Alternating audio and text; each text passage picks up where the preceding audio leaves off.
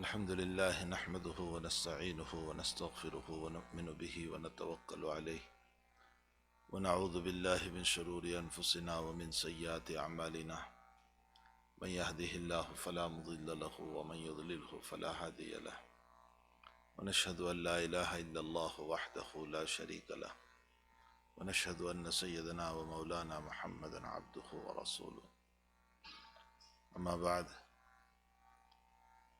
قال عن عبد الله بن عمر رضي الله تعالى عنهما قال النبي صلى الله عليه وسلم بني الإسلام على خمس شهادة أن لا إله إلا الله وأن محمد رسول الله وإقام الصلاة وإيتاء الزكاة وصيام رمضان وحج البيت من استطاع إليه سبيلا أو كما قال صلى الله عليه وسلم متفق علیہ۔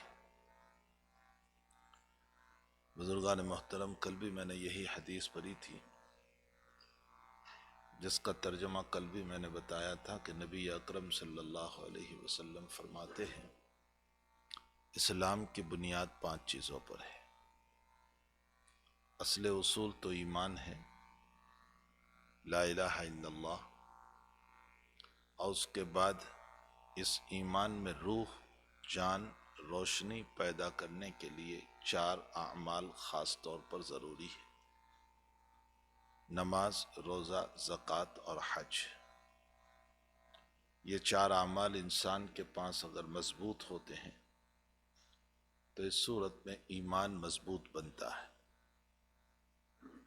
حق تعالی جل شانہ و من والہ نے قرآن کریم میں ایک جگہ ارشاد فرمایا لا تہینوا ولا تحزنوا انتم الاعلون ان کنتم مؤمنین،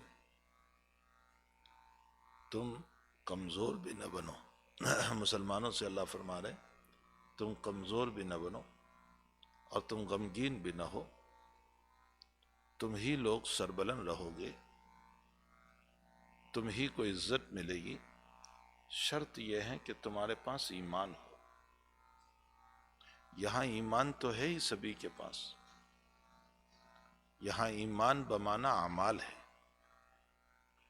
اللہ تعالیٰ یہ بتانا چاہ رہے ہیں کہ اے مومنوں، اے مسلمانوں، تم کمزور بھی اپنے آپ کو نہ سمجھو اور تم جو ہے غمگین بھی مت ہو کہ یہ ہمارے حالات ہو رہے ہیں اور ہمارے ساتھ یہ مسائل ہیں۔ اللہ تعالیٰ فرماتے ہیں کہ تم ہی لوگ سربلند رہو گے، تم ہی باعزت رہو گے، تمہارا ہاتھ بلند رہے گا، شرط یہ ہے کہ ایمان کے تقاضوں کو تم پورا کرنے والے ہو۔ ایمانی تقاضوں میں تو بے شمار ایمانی تقاضے ہیں، لیکن خاص طور پر اس حدیث شریف میں جن اعمال کو، جن تقاضوں کو بیان کیا گیا وہ 4 ہیں۔ ایک نماز ہے، ایک روزہ ہے، ایک زکوٰۃ ہے، ایک حج ہے، اور ان 4 کا تعلق اللہ کی ذات سے ہے، ان سے بندوں کا کوئی تعلق نہیں، اور حقوق اللہ ہمیشہ غالب رہتا ہے۔ یہ مسئلہ خوب سمجھے، اللہ کے حقوق جو ہیں وہ بندوں کے حقوق پر غالب رہیں گے۔ امام بخاری رضی اللہ تعالیٰ عنہ نے بخاری شریف کتاب الصلاۃ میں ایک مسئلہ لکھا ہے، فرمایا کہ اگر عشاء کی نماز میں ماں شفقتاً، محبتاً، پیار کی وجہ سے یوں کہیں کہ بیٹا تم جو ہے عشاء کی نماز پڑھنے نہ جاؤ، یہی نماز پڑھ لو گھر میں، اور جماعت سے نماز پڑھنے نہ جاؤ، تو باوجود کہ جس ماں کی اطاعت و فرما برداری واجب ہے، لیکن یہاں ماں کی بات کو نہیں مانا جائے گا اور جماعت کے ساتھ نماز پڑھی جائے گی۔ امام بخاری رضی اللہ تعالیٰ عنہ فرماتے ہیں کہ اس کی وجہ یہ ہے کہ جماعت سے نماز پڑھنا حق اللہ ہے، اور ماں کی بات حق العبد ہے، اور ماں کو ایسی کوئی ضرورت نہیں ہے کہ جس کی وجہ سے یہاں رکا جائے۔ اگر ماں ضعیف ہے، بیمار ہے، اٹھانے والا کوئی نہیں، مجبور ہے تو اور مسئلہ ہے، لیکن یہ تو ماں شفقتاً منع کر رہی ہے، محبتاً منع کر رہی ہے، تو اللہ کا حق مقدم ہوگا اور جماعت سے نماز پڑھی جائے گی۔ اس کا مطلب یہ نکلا کہ حقوق اللہ مقدم ہے حقوق العباد پر، اللہ کے حقوق جو ہیں وہ مقدم رہیں گے۔ بہرحال ایمان کے بعد ایمان میں روح بھرنے کے لیے جن 4 اعمال کو خاص طور پر نبی اکرم صلی اللہ علیہ وسلم نے ذکر فرمایا وہ انسان کی نماز، روزہ، زکوٰۃ اور حج۔ اور کل میں نے مختصر طور پر یہ ذکر کیا تھا کہ ایک وجہ تو یہ ہے کہ دنیا میں سارے فتنوں کی بنیاد 4 وجوہات ہیں۔ تکبر ہے جس کی بنیاد پر ساری دنیا میں فساد پھیلا ہوا ہے۔ نمبر 2 بخیلی ہے جس کی بنیاد پر ساری دنیا میں فساد پھیلا ہوا ہے۔ نمبر 3 حرص اور لالچ ہے جس کی بنیاد پر ساری دنیا میں فساد اور فتنہ پھیلا ہوا ہے۔ اور نمبر 4 انانیت، اپنا بڑاپن، اپنی شان، یہ ہے جس کی بنیاد پر دنیا میں فساد پھیلا ہوا ہے۔ اب ان چاروں صفات کو دبانے کے لیے حق تعالیٰ نے 4 عبادتوں کو رکھا۔ نماز اس لیے رکھی ہے تاکہ انسان کا غرور اور تکبر دب جائے اور انسان جو ہے اپنے آپ کو متواضع بندہ بنا دے۔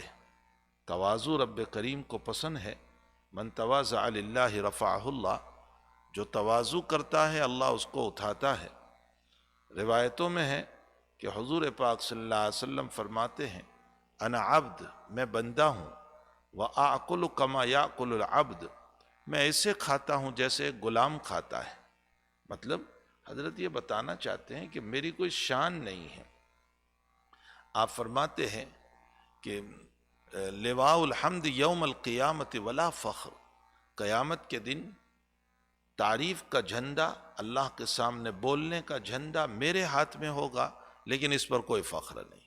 حالانکہ یہ فخر کی چیز ہے کہ قیامت کے دن کوئی بول نہیں سکے گا سوائے نبی کریم صلی اللہ علیہ وسلم، لیکن آپ فرماتے ہیں کہ ولا فخر، مجھے اس پر کوئی فخر نہیں ہے۔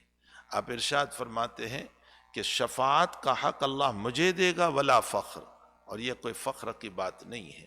حالانکہ یہ ساری فخر کی بات ہے۔ دنیا میں کسی کی سفارش کسی میئر سے یا کسی سے کر دیتا ہوں تو میں پھولا نہیں سپاتا کہ میں نے اس کا کام کر دیا۔ وہاں ساری مخلوق کی شفاعت نبی اکرم صلی اللہ علیہ وسلم فرمانے والے ہیں، اس کے باوجود فرماتے ہیں کہ ولا فخر۔ امت کو اس بات کی تعلیم دی جا رہی ہے کہ یہ سب شان بتانے کی نہیں ہوا کرتی ہے، انسان تواضع والی زندگی گزارے۔ اسی لیے لقمان حکیم نے اپنے بیٹے کو جو نصیحت فرمائی تھی، جس کو قرآن کریم میں رب کریم نے نقل فرمایا، لا تمش فی الارض مرحا انک لن تخرق الارض ولن تبلغ الجبال طولا، انسان زمین پر اتراتا ہوا نہ چل، انسان زمین پر اتراتا ہوا نہ چل، پاؤں پچھاڑتا ہوا نہ چل، اس لیے کہ تیرے پاؤں پچھاڑنے سے تو زمین کو پھاڑ نہیں سکتا ہے، زمین کو توڑ نہیں سکتا ہے، اور تیرے کودنے سے، بلند ہونے سے، اونچا ہونے سے تو آسمان کی بلندی کو نہیں پہنچ سکتا ہے۔ لا تمشِ فی الارض مرحا انک لن تخرق الارض ولن تبلغ الجبال طولا۔ ایک قبر کے اوپر لکھا ہوا تھا ایھا المرء ایھا المار، اے گزرنے والے انسان، ففعل وتدبر، سوچ ذرا سوچ، اس لیے کہ جس طرح تو آج چل رہا ہے تیری جگہ میں بھی چل رہا تھا، اور آج تو میری قبر سے گزر رہا ہے، کل کو ایک وقت آئے گا کہ اسی طرح تیری قبر سے بھی گزرنے والے ہوں گے۔ اسی لیے بعض بزرگوں نے لکھا ہے کہ کسی قبر کی اندر سے نکلی ہوئی سر کی کھوپڑی کہیں پڑی ہوئی تھی، اس لیے کہ بہت سی مرتبہ قبر کھودتے ہیں تو پرانی قبر کی چیزیں نکل آتی ہے، تو کہیں پڑی ہوئی تھی اور کسی کا پاؤں گر گیا تو اس کے اندر سے آواز آئی، اے پاؤں رکھنے والے ذرا سوچ سمجھ کر چل، کل میں بھی اسی طرح شان سے چلا کرتا تھا، لیکن آج تیرے پاؤں کے نیچے روندا جا رہا ہوں، ایسا نہ ہو کہ کل کو تیرے سر کے اوپر بھی کسی کا پاؤں ہو۔ اس لیے انسان کو غرور، تکبر، شان، برائی یہ زیب نہیں دیتی ہے۔ بھلا وہ انسان جو پیشاب میں محتاج، پانی پینے میں محتاج، کھانے میں محتاج، پیٹ کا درد ہو جائے محتاج، پھر ہماری محتاجگی کا عالم یہ ہے کہ ہم سے زیادہ گرمی برداشت نہیں ہوتی، ہم سے زیادہ سردی برداشت نہیں ہوتی، اگر گرمی زیادہ ہو جائے تو بھی ہم پریشان ہو جاتے ہیں، اگر ہیٹنگ تھوڑا زیادہ ہو گیا تو پھر ہم چلانے لگتے ہیں ہیٹنگ کم کیا جائے، اور سردی زیادہ ہو جاتی ہے، اے سی زیادہ چل پڑا تو بھی ہم چلانے لگتے ہیں کہ اے سی کو کم کر دیا جائے، تو ہم سے نہ گرمی برداشت ہو رہی ہے، ہم سے نہ سردی برداشت ہو رہی ہے، ہم سے نہ بخار برداشت ہو رہا ہے، ہم سے کوئی چیز برداشت نہیں ہو رہی ہے۔ یہ انسان کی اپنی کمزوری کی علامت ہے، کمزوری کی دلیل ہے۔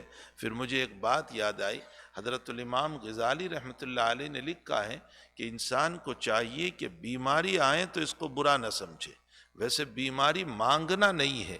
نبی اکرم صلی اللہ علیہ وسلم نے بخار کی فضیلت جب بیان فرمائی، انسان کو جب ٹیمپریچر ہو جاتا ہے، بخار آ جاتا ہے، تو حضرت نے اس کی فضیلت بیان فرمائی کہ اس کے بخار کی وجہ سے اس کے گناہ بدن سے ایسے نکل جاتے ہیں جیسا کہ سوکھے درخت کے پتے گر جاتے ہیں۔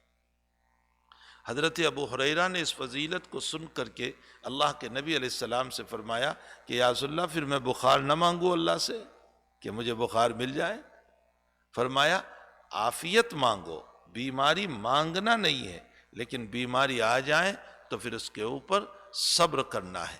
امام غزالی علیہ الرحمہ ایک بات وہاں یوں تحریر فرماتے ہیں کہ یقیناً بیماری کو مانگنا نہیں ہے، لیکن اگر آ جائیں تو اس پر صبر کرنا ہے، اور فرمایا ساری زندگی بیماری کا نہ آنا یہ کوئی خوشی کی بات نہیں ہے، اس لیے کہ حق تعالی جل شانہ اپنے جن بندوں سے راضی ہوتا ہے ان پر کچھ حالات بھی ڈالا کرتا ہے۔ ظاہر سی بات ہے کہ جن سے خوش ہوگا کچھ حالات، کچھ بیماریاں، کچھ مصائب یہ چلنے ہی والے ہیں۔ آپ دیکھیں کہ فرعون 400 سے زائد سال جیا اور اس کو درد سر بھی نہ ہوا، وہ اللہ کا باغی بندہ تھا تو اس کو کبھی درد سر بھی نہیں ہوا۔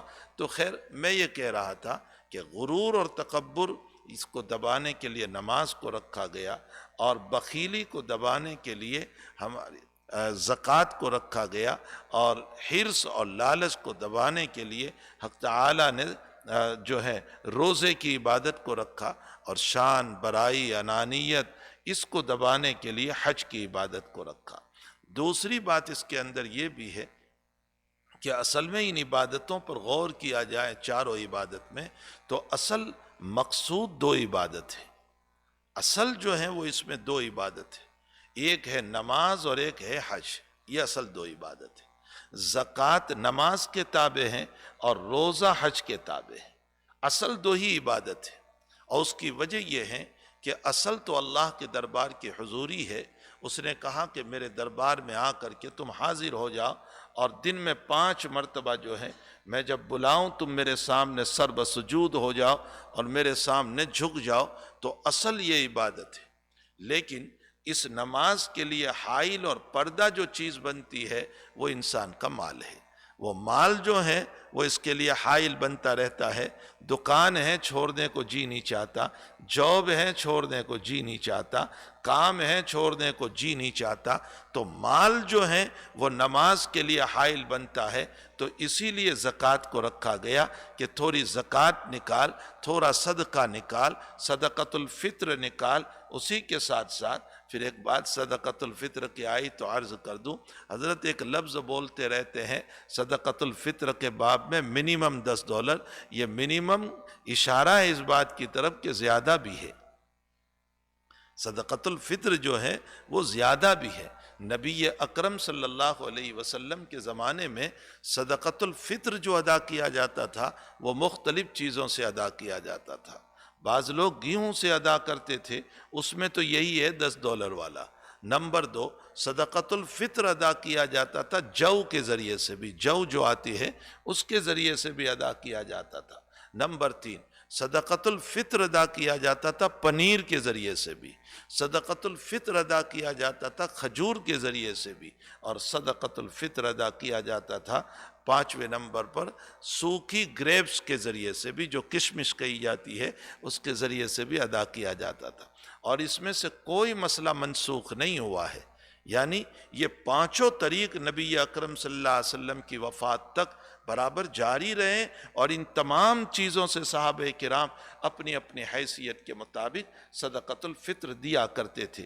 معلوم یہ ہوتا ہے، پھر ایک بات تو یہ سمجھ لیں، دوسری بات یہ سمجھ لیں کہ علامہ ابن قیم رحمۃ اللہ علیہ نے لکھا ہے کہ جیسے سجدہ سہو جو ہے وہ تلافی صلاۃ ہے، سجدہ سہو جو ہے نا وہ تلافی صلاۃ ہے، نماز کی تلافی ہے۔ انسان کی نماز میں کوئی غلطی ہو گئی تو اخیر میں سجدہ سہو کر لے، اس سجدہ سہو کے ذریعے سے اس کی تلافی ہو جاتی ہے۔ پھر سجدہ سہو کے اوپر ایک بات یاد آئی، حضرت الامام احمد ابن حنبل رحمۃ اللہ علیہ سید الطائفہ جنید بغدادی رحمۃ اللہ علیہ کی خدمت میں حاضر خدمت ہوئے، اور جنید بغدادی رحمۃ اللہ علیہ سے سوال فرمایا کہ حضرت ہماری نمازوں میں تو اس لیے غلطی ہوتی ہے کہ ہمیں کوئی نہ کوئی خیال سا گزر جاتا ہے، کبھی گھر کا خیال، کبھی بیوی کا خیال، کبھی کوسکو کا خیال، کبھی کس کا خیال کس کا خیال، یہ دماغ میں مختلف خیالات چلتے رہتے ہیں جس کے بنیاد پر ہماری نمازوں میں غلطی ہو جاتی ہے۔ بھلا نبی اکرم صلی اللہ تعالیٰ علیہ وسلم تو ان خیالات سے پاک و صاف تھے، پھر آپ کو غلطی کیوں ہوئی؟ حضرت نے بھی تو کبھی 3 کی 4 پڑھا دی، حضرت نے بھی تو کبھی 4 کی 2 پڑھا دی ہے۔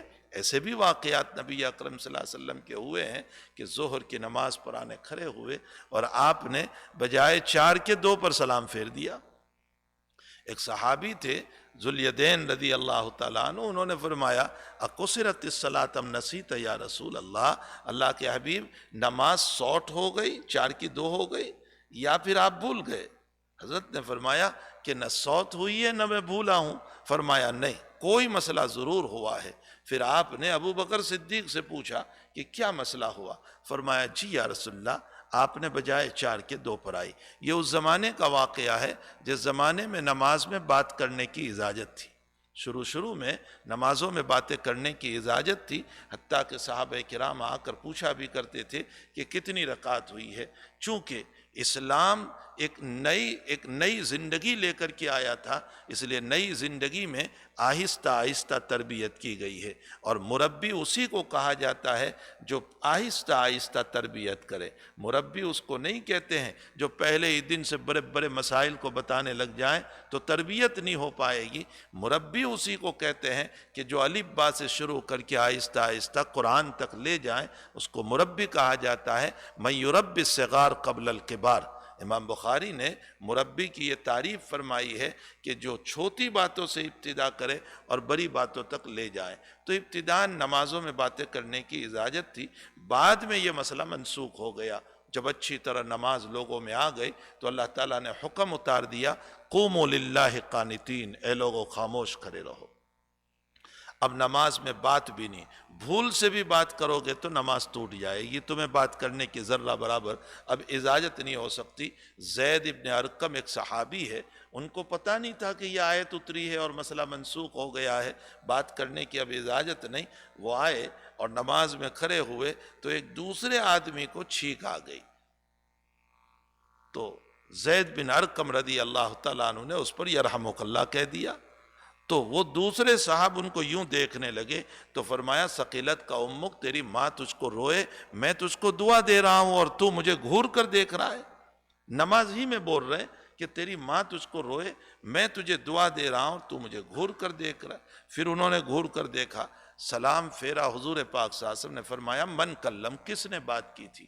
تو زید بن ارقم فرماتے ہیں کہ میں کھڑا ہوا، حضرت نے مجھے اپنے قریب بلایا، فرمایا ایسا شفیق استاذ میں نے کبھی نہیں دیکھا، لا ضربنی ولا شتمنی، مجھے مارا بھی نہیں، مجھے برا بھلا بھی نہیں کہا، مجھے سختی بھی نہیں کی۔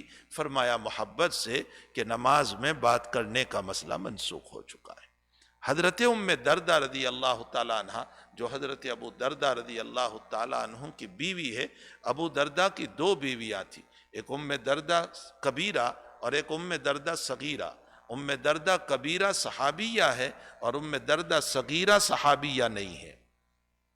تو ام دردہ کبیرہ جو ہیں، جو صحابیہ ہیں، وہ حضرت ابو دردہ جب بھی کوئی حدیث پیش فرماتے تھے تو ہنستے ہنستے بیان فرماتے تھے۔ تو ام دردہ ایک مرتبہ اپنے شوہر کو کہنے لگی کہ آپ ہر وقت حدیث بیان کرتے ہوئے ہنستے ہوئے، فرمایا یقولون یحمق فرمایا لوگ آپ کو بیوقوف کہیں گے، یہ بیوقوف سا ہے کہ حدیث بیان کر رہا ہے اور ہنس رہا ہے۔ حضرت ابو درداء رضی اللہ تعالیٰ عنہ نے فرمایا کہنے دے سب کو بیوقوف، میرے آقا کو میں نے دیکھا ہے کہ حضرت جب بھی بیان فرماتے تھے تو ہنستے ہوئے بیان فرماتے تھے، اس لیے میں اسی سنت پر ہوں کہ میں حضور پاک صلی اللہ علیہ وسلم کی بات کو ہنستے ہوئے بیان کرتا ہوں۔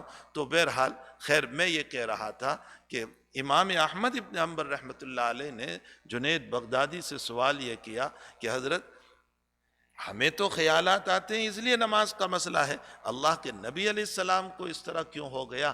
تو جنید بغدادی رحمۃ اللہ علیہ نے جواب دیا، فرمایا کہ اصل مسئلہ یہ ہے کہ نبی اکرم صلی اللہ تعالیٰ علیہ وسلم کو نماز میں غلطیاں کروا کر اللہ تعالیٰ امت کو پریکٹیکلی طور پر غلطی کے مسائل بتانا چاہ رہا تھا۔ اگر حضرت کی کوئی غلطی نہ ہوتی تو ہماری نمازوں میں جب سہو ہو جاتا ہے تو ہمیں کیسے پتہ چلتا کہ اس طرح پر سجدہ سہو کرنا ہے، اس غلطی پر کرنا ہے، اس غلطی پر نہیں کرنا ہے، سنن و مستحبات پر نہیں ہے، وجوب کے چھوڑنے پر ہے، فرض کے تاخیر پر ہے، یہ کیسے معلوم ہوتا؟ تو اللہ تعالیٰ نبی کو غلطی کروا کر امت کو پریکٹیکلی تعلیم دینا چاہتا تھا، اس لیے نبی کو غلطی کرائے۔ امام احمد نے ایک دوسرا سوال فرمایا چلو حضرت یہ بات تو سمجھ میں آ گئی، دوسرا سوال یہ ہے کہ بھلا غلطی کچھ بھی ہوتی ہے تلافی سجدے سے ہوتی ہے، الحمد چھوٹی کہتے ہیں سجدے سہو کر لو، ضم سورج چھوٹ گیا کہتے ہیں سجدے سہو کر لو، قیام میں تاخیر ہو گئی کہتے ہیں سجدے سہو کر لو، دوسری رکعت میں بیٹھنا تھا کھڑے ہو گئے سجدہ سہو کر لو۔ فرمایا حضرت یہ سمجھ میں نہیں آتا کہ غلطی کچھ بھی ہو اور سجدہ سہو، حالانکہ تلافی ہونی یہ چاہیے تھی کہ اگر الحمد شریف چھوٹ گئی تو دوسری رکعت میں 2 مرتبہ پڑھوا لیتے، ضم سورج چھوٹ گئی دوسری رکعت میں 2 مرتبہ کروا لیتے، یہ تو سجدہ سہو بس سجدہ کرو سجدہ کرو سجدہ کرو ہر غلطی پر، تو یہ دونوں میں لنک کیا ہے، مناسبت کیا ہے، یہ سمجھ میں نہیں آ رہا ہے۔ تو جنید بغدادی رحمۃ اللہ علیہ نے بہت پیارا جواب دیا، فرمایا کہ احمد تم یہ بتاؤ کہ غلطی کراتا کون ہے نماز میں؟ فرمایا شیطان اذکر قضا یہ یاد کرو یہ یاد کرو، یاد دلاتا رہتا، جو چیزیں باہر یاد نہیں آتی وہ نماز میں یاد آ جاتی ہے۔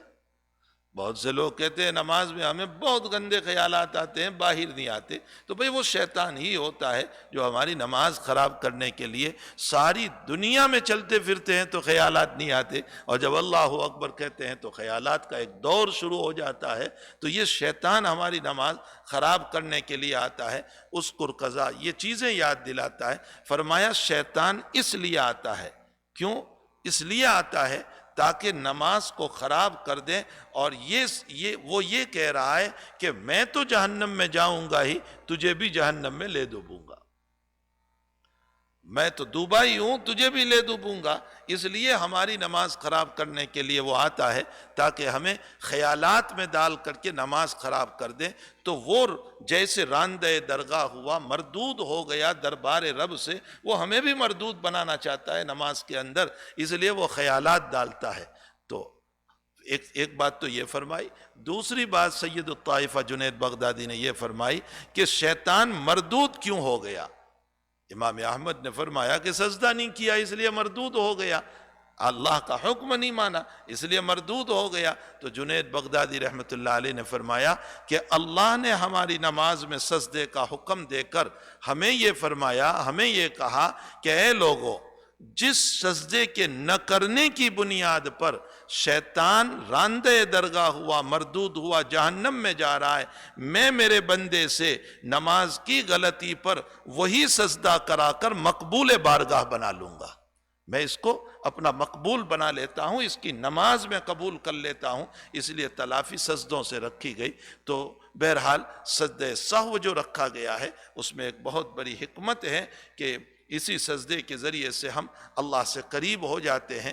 تو مسئلہ یہ ہے کہ اصل تو نماز ہے، لیکن نماز سے رکاوٹ کا ذریعہ جو ہے وہ مال ہے۔ حق تعالیٰ نے ہمیں مال نکالنے کا حکم دیا کہ زکوٰۃ دو، صدقۃ الفطر دو۔ صدقۃ الفطر میں یہ کہہ رہا تھا کہ دور نبوت کے اندر مختلف چیزوں سے صدقۃ الفطر دیا جاتا تھا، صحابہ کی جیسی حیثیت ہوتی تھی ویسے دیتے تھے۔ دوسری بات، علامہ ابن قیم رحمۃ اللہ علیہ فرماتے ہیں کہ سجدہ سہو تلافی نماز ہے، تلافی نماز میں جو غلطی ہو جاتی ہے اس کی تلافی سجدہ سہو ہے۔ تو فرمایا صدقۃ الفطر جو ہے وہ تلافی صوم ہے، یعنی روزے کے اندر ہم سے جو غلطی ہو گئی، جو اونچ نیچ تھوڑا سا ہو گیا، تو اس کے بدلے میں ہم صدقۃ الفطر دے دیں تاکہ اللہ تعالیٰ پورے مہینے میں روزوں میں جو کچھ غلطی ہو گئی ہے روزوں کے ساتھ اس کی تلافی ہو جائے، اس لیے صدقۃ الفطر رکھا گیا۔ تو اب بھائی ہونا تو یہ چاہیے تھا کہ اللہ تعالیٰ نے بہت کچھ ہم کو دے رکھا ہے، پھر ہم $10 منیمم پہ کیوں چلیں؟ کیوں ہم 3.5 کلو کھجور کا حساب لگا کر کے صدقۃ الفطر نہیں دیتے ہیں؟ چلو زیادہ سے زیادہ اگر یہاں کی قیمت پر دیکھا جائے تو 3.5 کلو کھجور جو ہے وہ زیادہ سے زیادہ $20 کا ہوگا، $25 کا ہوگا، $30 کا ہوگا، کتنے کا ہوگا 3.5 کلو کھجور؟ یہ کشمش سے اگر دینا ہو یعنی سوکھی گریپ سے تو زیادہ سے زیادہ وہ $40 کی ہوگی۔ اگر 40 کیا 50 بھی ڈالر دینے پر جائیں تو گھر میں 4 افراد ہیں، مثلا ہماری چھوٹی اولاد ہے، اس کی ذمہ داری بھی ہم پر ہے، ماں باپ کے ذمے، تو 4 فرد ہیں، تو 4 فرد پر ایک فرد پر اگر $50 بھی دے دیے تو زیادہ سے زیادہ $200 ہمارے ہوئے ہیں۔ لیکن سستا سودا ہے کہ حق تعالی $50 پر پورے مہینے کی غلطیوں کو معاف کر رہا ہے۔ لیکن افسوس یہ ہے کہ بس ہم منیمم پر ہی چلیں گے، 10 ہی پر چلیں گے، اس سے آگے بڑھنے والے نہیں ہیں، بس 10 ہی ہم تو دیں گے۔ بھائی علماء کی تو اپنی ذمہ داری ہوتی ہے کہ امت کے سامنے وہ منیمم کو بیان کریں، لیکن ساتھ ساتھ یہ بھی تو ہم سوچیں کہ ہمارا لڑکا جب جا رہا ہے کپڑا خریدنے کے لیے تو وہ عید کا کپڑا $200 کا لے کر کے آ جاتا ہے، وہ $300 کے کپڑے خرید کر کے آ جاتا ہے، تو میرے بیٹے کے ایک جوڑی کپڑے پر میں $300 دے دیا کرتا ہوں۔ کتنا سستا سودا ہے کہ ہمارے $50 پر رب کریم پورے مہینے کی ہماری تلافی کر دیں اور کسی غریب کا کام بن جائے، اس کی زندگی بن جائے۔ اس لیے کہ ہمارے جتنے پیسے کسی غریب کے پاس پہنچیں گے، ظاہر سی بات ہے کہ اس کی زندگی بنے گی، اس کے بچوں کی زندگی بنے گی، اس کا فیوچر بنے گا، اس کے کھانے پینے کی ضرورتیں پوری ہوگی، ان کی اسکولوں کی فیس پوری ہوگی، ان کے گھر کا نظام صحت ہوگا، تو کتنی بڑی چیز ہے۔ اس لیے چاہیے تو یہ کہ ہم زیادہ سے زیادہ اللہ کے راستے میں خرچ کرنے والے بنیں۔ تو زکوٰۃ کو بھی رکھا، صدقۃ الفطر کو بھی رکھا، نفس صدقہ کو بھی رکھا، اور نفس صدقہ کے ساتھ مستحب خیرات کی طرف بھی حضور پاک صلی اللہ علیہ وسلم نے بہت ترغیب دلائی ہے، بہت ترغیب دلائی ہے۔ لوگ یہی سمجھتے ہیں کہ بس فرض ادا کر دو، واجب کو ادا کر دو۔ مستحب کا معنی ہوتا ہے للہ رقم، عطیہ جس کو کہا جاتا ہے۔ جیسے ہم نے اپنی اس مسجد کی تعمیر کے سلسلے میں دی تھی، اور ابھی مسجد کو ضرورت پڑی تو پھر دل کھول کر کے لوگوں نے دیا۔ حق تعالیٰ اور بھی دینے کی ہمیں توفیق عطا فرمائے۔ یہ للہ رقم جو ہے اس کے اوپر بھی حضور پاک صلی اللہ علیہ وسلم نے بہت زور دیا ہے۔ وہ روایت جس میں آپ نے فرمایا کہ نبی اکرم صلی اللہ علیہ وسلم فرماتے ہیں کہ دیکھو رجل صحیح شہیح، یعنی تم تندرست بھی ہو، تم جوان بھی ہو، اور تمہیں مال کی ضرورت بھی ہے۔ ایک تو تندرست ہو، پھر جوان بھی ہو، اوپر سے مال کی ضرورت بھی ہے، اس کے باوجود اگر تم خرچ کرو گے اللہ کے راستے میں تو فرمایا یہ صدقہ بہت اعلیٰ ہے، یہ عطا بہت اعلیٰ ہے، بنسبت اس کے کہ بڑھاپا آ گیا، 70-75 سال پہ پہنچ چکے، اب جو ہے قبر کی طرف جا رہے ہیں تو لفلان ان قضا ولفلان ان قضا۔ خود حضور پاک صلی اللہ علیہ وسلم فرماتے ہیں کہ اب یہ کہہ رہا ہے فلانے کو اتنا دے دینا، فلانے کو اتنا دے دینا۔ اللہ کے نبی کہتے ہیں وہ بھی قبول ہے، لیکن تیری ضرورت کے زمانے میں اگر تو دیتا تو اس کا مقام کچھ اور تھا، کہ انسان کو ضرورت ہے لیکن اپنی ضرورت کو ایک طرف تھوڑی سی ہٹا کر کے اس میں سے تھوڑا نکال کر کے۔ حضرت عمار ابن یاسر رضی اللہ تعالیٰ عنہ فرماتے ہیں افضل الصدقۃ جہد المقل، فرمایا سب سے بہترین صدقہ کون سا ہے؟ جو تھوڑے میں سے تھوڑا دینے والا ہو۔ میرے پاس صرف $100 ہے اور میں 100 میں سے 20 دے دوں، یہ افضل صدقہ ہے۔ ہمارے حضرت شیخ مولانا محمد زکریا صاحب رحمۃ اللہ علیہ حضرت عمار کے قول کی تفسیر کرتے ہوئے یوں بیان فرماتے ہیں کہ ایک آدمی کے پاس 1000 روپے ہیں، اس نے 1000 روپے میں سے 10 روپے دیے، اور ایک آدمی کے پاس 100 روپے ہیں اور اس نے 100 میں سے 10 روپے دیے۔ فرمایا 100 والے کا مقام زیادہ ہے 1000 والے کے مقابلے میں، اس لیے کہ 100 میں سے 10 دینا مشکل ہے، 1000 میں سے 10 دینا اس کے لیے آسان تھے۔ تو بہرحال افضل الصدقۃ جہد المقل، ہر انسان کو ضرورت ہے۔ یہی وجہ ہے کہ ہمارے حافظ ابن حجر عسقلانی رحمۃ اللہ علیہ جو بہت بڑے محدث ہیں، وہ بخاری کی شرح میں ایک جگہ لکھتے ہیں جہاں پر غربا کا بیان آیا ہے، اور یہ ہیں کہ غربا 500 سال پہلے جنت میں جائیں گے، اور 500 سال دنیا کے نہیں، عقبہ کے 500 سال، آخرت کے 500 سال، جہاں کا ایک دن 1000 سال کے برابر ہوگا، ایک دن 1000 سال کے برابر ہوگا۔ تو غربا 500 سال پہلے جنت میں جائیں گے، اور اس کی وجہ محدثین یہ فرماتے ہیں کہ چونکہ مالداروں کو اپنے مال کا حساب دینا ہوگا اور غربا کو وہ مسائل نہیں ہوں گے، اس لیے وہ جلدی جنت میں جائیں گے۔ وہاں حافظ ابن حجر عسقلانی ایک بات لکھتے ہیں، فرمایا غربا کو بھی چاہیے کہ اللہ تعالیٰ نے جتنا تھوڑا سا دیا ہے اس میں سے تھوڑا اللہ کے راستے میں خرچ کرے، اس لیے کہ ہر انسان جنت کا محتاج ہے۔ جہاں امیر محتاج ہے وہاں غریب بھی محتاج ہے، تو غریب کو بھی چاہیے۔ حضرات صحابہ کا معمول یہ تھا کہ ان کو تھوڑا ملتا تھا تو اس تھوڑے میں سے بھی تھوڑا اللہ کے راستے میں دے دیا کرتے تھے۔ تو خیر، میں یہ کہہ رہا تھا کہ اصل عبادت تو نماز ہے، اور یہ جو نماز کا رکاوٹ کا ذریعہ ہے وہ انسان کا مال ہے۔ تو اللہ نے فرمایا زکوٰۃ بھی دے، صدقہ بھی دے، عطیہ بھی دے، للہ بھی دے۔ یہ تمام جو ہم کو حکم دیا گیا، اس کے ذریعے سے مال کی محبت کم کی گئی۔ تو زکوٰۃ مال کی محبت کم کرنے کے لیے ہے، اور بنیاد یہ ہے تاکہ نماز میں رکاوٹ نہ بنے۔ معلوم ہوتا ہے کہ زکوٰۃ نماز کے تابع ہے، اصل تو نماز ہے۔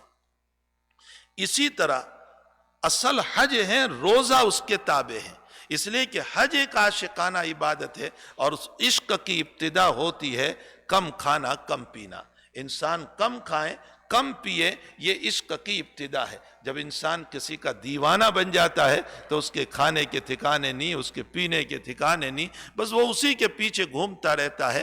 تو ظاہر سی بات ہے کہ رمضان کے روزوں کے ذریعے سے حق تعالیٰ جل شانہ نے عشق کی ابتدا کرائی، اور فرمایا کھانا کم کر دو اور پینا کم کر دو، باتیں کم کر دو، سونا کم کر دو، اور میری یادوں میں لگ جاؤ۔ اچھا 20 روزے ابھی پورے نہیں ہوئے تھے کہ فرمایا اعتکاف میں بیٹھو، اور اعتکاف میں بیٹھ کر کے گھر چھڑوایا، کھانے پینے کے ذریعے سے عیش و عشرت کو چھڑوایا، اور اعتکاف کے ذریعے سے گھر کو چھڑوایا۔ اس لیے کہ حج کا خلاصہ بھی یہ ہے کہ انسان عیش و عشرت کو بھی چھوڑ دے اور گھر کو بھی چھوڑ دے۔ حج کہا ہی اس کو جاتا ہے کہ انسان عیش و عشرت کو چھوڑ دے، اپنے شاندار کپڑوں کو اتار دے، اپنے خوشبو کو چھوڑ دے، اپنے تیل کو چھوڑ دے، بدن کے کھجانے کو چھوڑ دے، حتیٰ کہ غسل میں صابن بھی استعمال نہ کرے، بال بھی تیرے پراگندہ رہے، پراگندہ حال اور پراگندہ بار رہ کر کے تو اپنے حج کو ادا کرے گا۔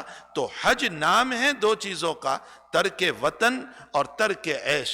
اس کی ابتدا رمضان سے کروائی، اور پہلے 20 دنوں کے اندر عیش کو ترک کروایا، اور کم کھانا، کم پینا، کم سونا اور کم باتیں کرنا، اور پھر اعتکاف کے ذریعے سے ترک وطن کی ترغیب دی گئی کہ اپنے وطن کو بھی چھوڑ دو، اپنے گھر کو بھی چھوڑ دو۔ اور جہاں یہ دونوں پریکٹس کرا دی کہ فوراً پہلی شوال سے حج کا مہینہ شروع ہو گیا، رمضان سے متصل حج کا مہینہ شروع ہو جاتا ہے۔ شوال، ذی قعدہ اور ذی الحجہ کے 10 دن یہ حج کے مہینے ہیں، تو رمضان کے فوراً بعد حج کو شروع کر دیا گیا۔ یہ اس بات کی دلیل ہے کہ حج اصل ہے، رمضان عشق پیدا کرنے کا ذریعہ ہے۔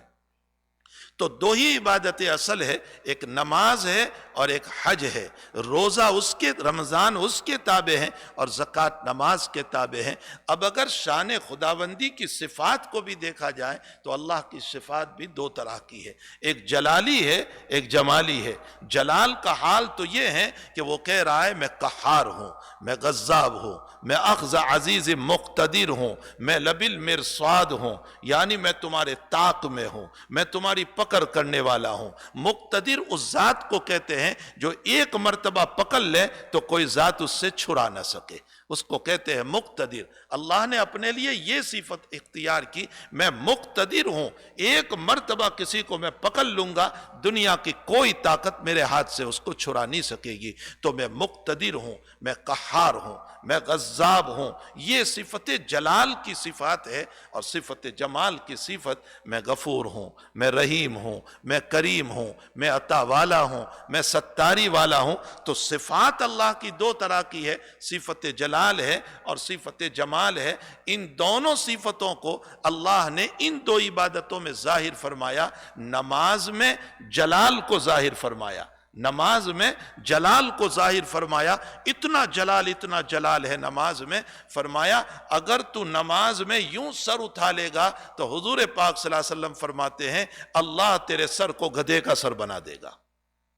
حدیث شریف میں راسہ راس حمار، اللہ اس کے سر کو گدھے کا سر بنا دے گا. نیچے دیکھ کر کے نماز پر، اوپر آسمانوں کی طرف نہ دیکھنا ورنہ تیرا سر کہیں اللہ گدھے کا نہ بنا دے. فرمایا اگر بات بھی کی ہے تو ساری کی ساری نماز تیری فاسد ہو جائے گی. اتنا جلال تپک رہا ہے، اتنا جلال تپک رہا ہے کہ دنیا کا کوئی کلام تو نہیں کر سکتا اس نماز کے اندر. حتیٰ کہ اگر تو نے کوئی کلام کر لیا تو پھر تیری نماز کے فساد کا مسئلہ آ جائے گا.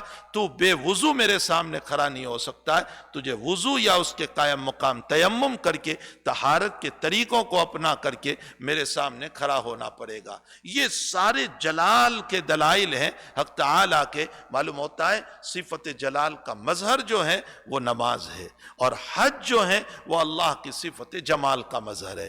کتنا جمال ہے اللہ کا. فرمایا میرے بندے جب تم میرے لیے پاگل بن کر کے حج میں دوڑ رہا ہے تو عرفہ کا میدان ختم نہیں ہوگا کہ میں تیری زندگی کے سارے گناہ معاف کر دوں گا. فرمایا ایسا معاف کروں گا کہ تیری ماں نے تجھ کو آج جنا ہے، آج پیدا کیا ہے اور تیری ولادت آج ہوئی ہے، اتنا میں تجھے نواز دوں گا. اتنا بلکہ اگر دیکھا جائے تو نماز کو بھی حج کے تابع ایک درجے میں کر دیا گیا، اس لیے کہ اصل تو عشق ہی عشق ہے، نماز کو بھی ایک درجہ تابع کر دیا گیا. فرمایا عرفہ کی عبادت بہت اہم ہے، اس لیے تو عصر کی نماز کو ظہر کے ساتھ پڑھ لینا. نماز کا وقت تو میں بدل سکتا ہوں لیکن عرفہ کے وقت میں تجھے اجازت نہیں دے سکتا ہوں. معلوم ہوتا ہے کہ عشق کا مسئلہ اتنا زبردست ہے کہ نماز کے وقت کو بھی چینج کر دیا. فرمایا عرفہ کے میدان میں تو ابھی مغرب نہیں پڑے گا، تو اس کو تاخیر کر دے، چاہے عشاء کی نماز کا وقت ہو جائے، دیر ہو جائے، 12 اور 1 کیوں نہ بج جائے، لیکن مغرب کو تجھے عشاء کے ساتھ پڑھنا پڑے گا. اس لیے کہ عشق کا مظہر ہے. معلوم یہ ہوتا ہے کہ صفت جمال صفت جلال پر غالب ہے. اللہ کا جمال جو ہے وہ اللہ کے جلال پر غالب ہے. اسی لیے حج کا مسئلہ اس کے اندر نماز جیسی نماز کو بھی آگے پیچھے تھوڑا سا کر دیا گیا، اس لیے کہ اصل حج تو عرفہ ہی کے اندر ہے. الحج العرفہ، اصل حج تو عرفہ ہی کے اندر ہے. تو عرفہ کے اندر نماز تک کو آگے پیچھے کر کے اللہ نے بتا دیا کہ جلال والی نماز کو میں آگے پیچھے کر کے عشق والے حج کو اوپر لا رہا ہوں، اس لیے کہ میں اپنے صفت جمال کے ذریعے سے، اپنی صفت رحمت کے ذریعے سے، اپنی صفت عطا کے ذریعے سے، اپنی صفت بخشش کے ذریعے سے اے حاجی تجھے میں نوازنا چاہتا ہوں. صرف تجھے نہیں، آج تیرا ہاتھ اٹھے گا تو جن جن کے لیے تو دعا کرے گا ان سب کو نوازنا چاہتا ہوں. اس لیے حج ایک عظیم المرتبت عبادت ہے. لوگ اس کو معمولی سمجھتے ہیں اور اس کی طرف توجہ نہیں کرتے. ہمیں چاہیے کہ حج فرض ہو جائیں تو فوری طور پر اپنے حج کا اہتمام کر لینا چاہیے، اس میں تاخیر نہیں کرنی چاہیے. سنو نبی اکرم صلی اللہ تعالی علیہ وسلم کا ارشاد گرامی اور آپ کا فرمان. ارشاد فرماتے ہیں کہ اگر کسی پر حج فرض ہوا اور اس کو کوئی عذر نہیں تھا، عذر کا معنی بیماری ہے اور سفر نہیں کر سکتا ہے یا راستہ پورامن نہیں ہے، جیسے ابھی کووڈ کا زمانہ چلا تھا تو اس کے اندر راستہ پر امن نہیں تھا، بند کر دیا گیا تھا، تو راستہ پر امن بھی ہے، ساری سہولتیں بھی مہیا ہے، کوئی عذر بھی نہیں ہے، نہ شرعی عذر ہے، نہ کوئی جو ہے جسمانی عذر ہے، نہ کوئی بیماری ہے، نہ کوئی اور مسئلہ ہے، اور بلا کسی وجہ کے اس نے حج میں تاخیر کی۔ حضور پاک صلی اللہ علیہ وسلم کا ارشاد سنو، مجھے پرواہ نہیں ہے کہ وہ یہودی ہو کر مرے یا نصرانی ہو کر مرے۔ اتنا سخت فرمان ہے نبی اکرم صلی اللہ تعالی علیہ وسلم کا، جو جان بوجھ کر حج کے اندر بلا وجہ کے تاخیر کرتا ہے۔ اس لیے جہاں حج فرض ہو جاتا ہے ہمیں فوری طور پر حج کی عبادت کی طرف توجہ کرنا چاہیے۔ یہ بہانے ہمارے اللہ کے سامنے نہ پیش کیا کرو کہ بیٹی کا نکاح باقی ہے، بیٹے کا نکاح باقی ہے، یہ شرائط حج کے اندر داخل نہیں ہے۔ میں نے مکان لیا ہے اس لیے ہر مہینے اس کے پیسے بھرنے ہیں، یہ تو زندگی پر ہم کو بھرنے ہی بھرنے ہیں، اس کی وجہ سے تو ساری زندگی ہم حج نہیں کر پائیں گے۔ اس لیے حقیقت یہ ہے کہ فرضیت حج جب ہو جاتا ہے تو ہمیں چاہیے کہ اس مبارک عبادت کو، جو ایک عاشقانہ عبادت ہے، آپ پورے حج کے اوپر غور کریں تو ایک عاشقانہ عبادت ہے، مزہ ہی مزہ آ رہا ہے۔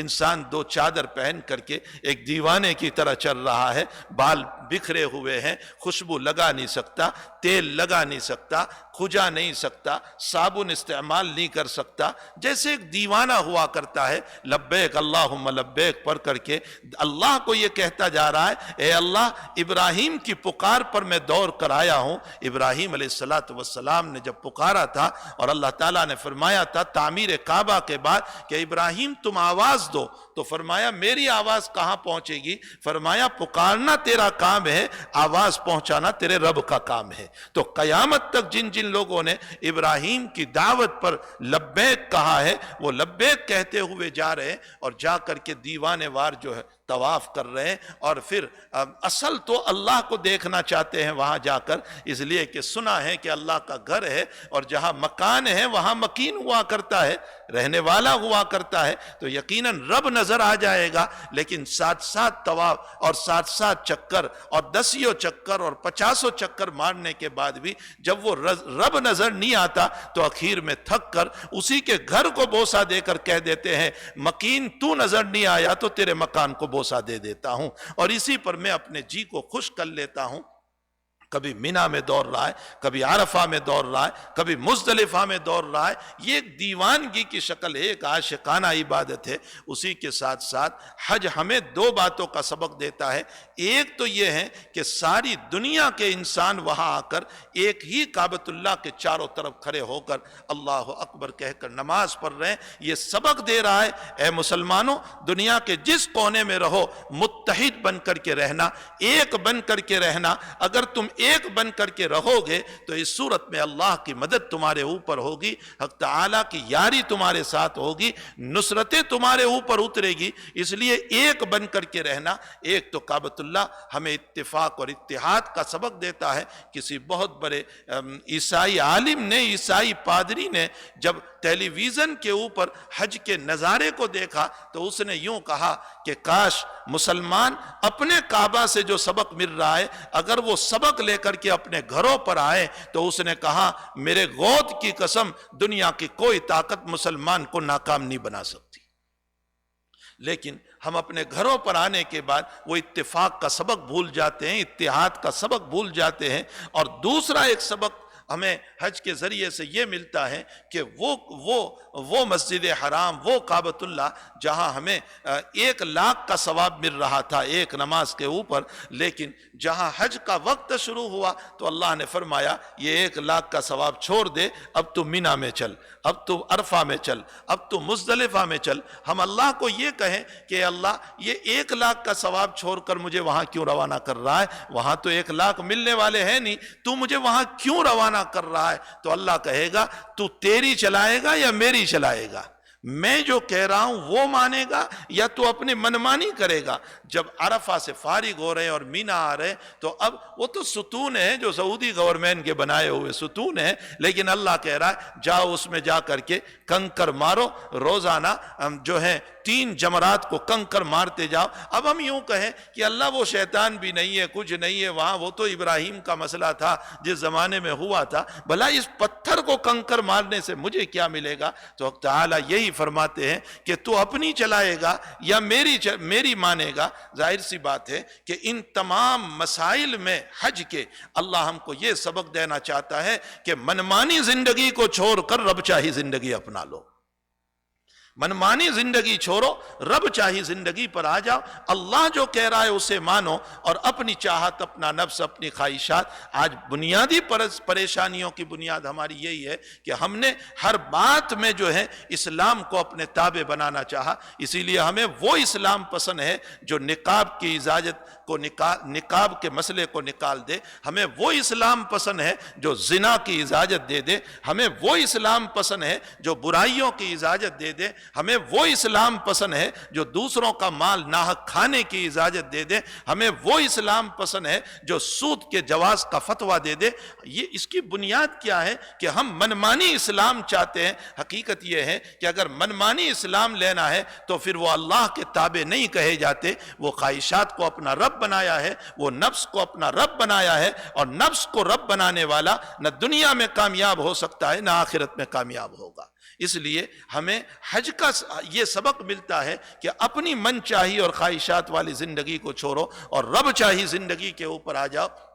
یہ 2 سبق حج کے ذریعے سے ہمیں ملتے ہیں۔ حق تعالیٰ جل شانہ وعم نوالہ ہم تمام کو جس پر یہ فریضہ عائد ہوا ہے اس کو جلد از جلد اس فریضے کو ادا کرنے کی توفیق عطا فرمائے، اور حق تعالیٰ وہاں کے جو قوانین ہیں رب کریم ان قوانین کو کھول دیں تاکہ اور لوگ جو بیچاری بڑی عمر کے لوگ ہیں جن کے حج نہیں ہوئے ہیں وہ بھی اپنے فریضے کو اپنی موت سے پہلے، اپنی وفات سے پہلے ادا کر لیں، اور رب کریم ہم تمام کو بھی اعمال صالحہ کی، اچھی زندگی کی، رب چاہی زندگی کی ہم سب کو توفیق عطا فرمائے۔ وصلی اللہ علی النبی الکریم، الحمدللہ رب العالمین والعاقبۃ للمتقین، والصلاة والسلام علی اشرف الانبیاء والمرسلین وعلی آلہ وصحبہ اجمعین۔ اللہم صلی علی سیدنا حبیبنا وشفیعنا وسندنا مولانا محمد وبارک وسلم۔ اللهم ربنا آتنا في الدنيا حسنة وفي الآخرة حسنة وقنا عذاب النار۔ اللهم ربنا لا تزغ قلوبنا بعد إذ هديتنا وهب لنا من لدنك رحمة إنك أنت الوهاب۔ اللهم ربنا لا تؤاخذنا إن نسينا وأخطأنا۔ اللهم ربنا ولا تحمل علينا إصرا كما حملته على الذين من قبلنا۔ اللهم ربنا ولا تحملنا ما لا طاقة لنا به، واعف عنا واغفر لنا وارحمنا، واعف عنا واغفر لنا وارحمنا، أنت مولانا فانصرنا على القوم الكافرين۔ اللهم تقبل صيامنا، اللهم تقبل قيامنا، اللهم تقبل تلاوتنا، اللهم تقبل تلاوتنا، اللهم تقبل صلاتنا، اللهم اعتق رقابنا من النار، اللهم اعتق رقاب آبائنا وأمهاتنا وأزواجنا وأولادنا وجميع المسلمين والمسلمات من النار۔ اللهم ربنا تقبل منا إنك أنت السميع العليم، وتب علينا يا مولانا إنك أنت التواب الرحيم، وصلى الله على النبي الكريم برحمتك يا أرحم